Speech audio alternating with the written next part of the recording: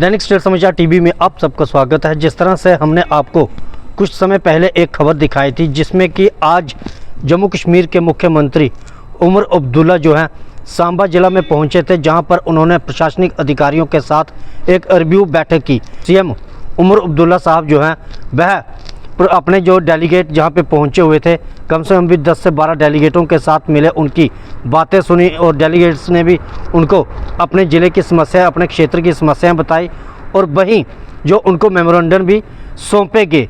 वहीं जब विधायक जो थे बैठक से बाहर आए तो उन्होंने क्या कहा वह भी हम आपको सुनाते हैं, और वहीं जो लोग मेमोरेंडम देने जा रहे थे उन्होंने क्या कहा। देखिए, आज हमारे सांबा में मुख्यमंत्री जी आए, उनका हम वेलकम करते हैं।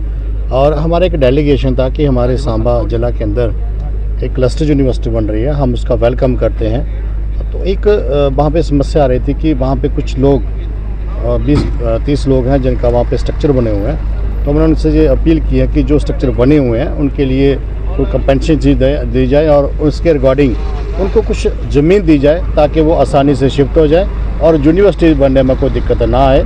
तो सीएम साहब ने बात को सुना और उन्होंने इंश्योर किया कि इसके ऊपर हम जल्द ही कोई फैसला ले लेंगे, जो भी स्टेट का पॉलिसी मैटर होता है। ठीक है, जिस तरह से आज सीएम साहब आज का जो मैं ये समझता हूँ कि वो इंट्रोडक्टरी था।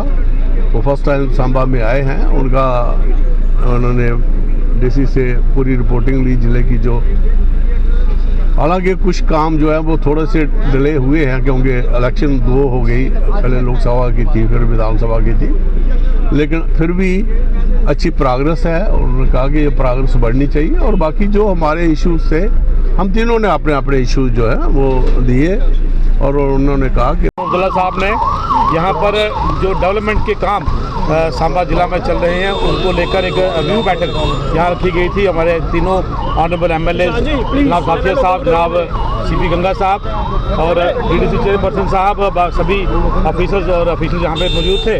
आज पूरा रिव्यू लिया गया और ज़िले के अंदर जो डिमांड हैं, ज़िले में आने वाले जो डेवलपमेंट के काम हैं जो हो रहे हैं उनके बारे में बात की और आने वाले समय में जो डिमांड हैं अलग अलग असेंबली कॉन्स्टिट्यूंसी की उन पर बात की। उमर साहब ने बड़े ध्यान से पेशेंटली हमारी बात सुनी।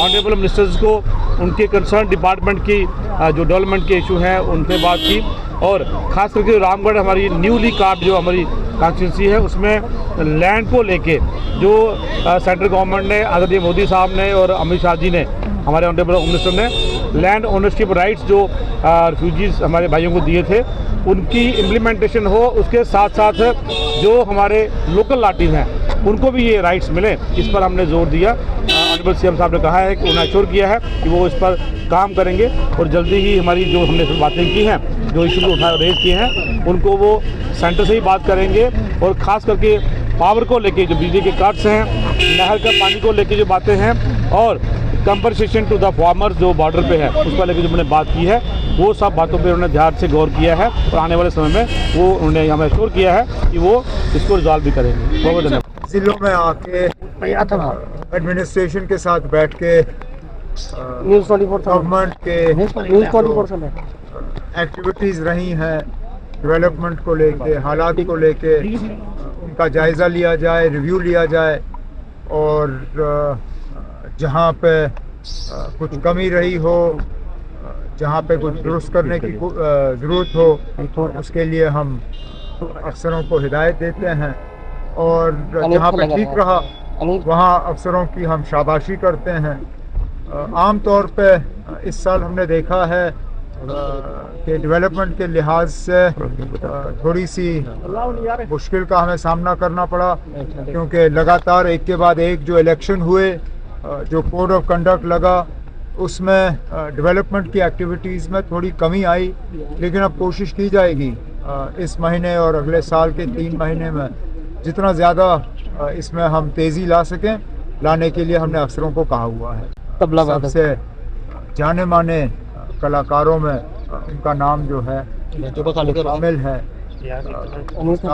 अल्लाह रखा साहब के फर्जंद, और उन्होंने अपना खुद का जो है जो हासिल किया है, चाहे ग्रामी अवार्ड से कई बार उनको नवाजा गया है, पद्मा अवार्ड्स, तीनों जो हैं उन्होंने हासिल किए हैं और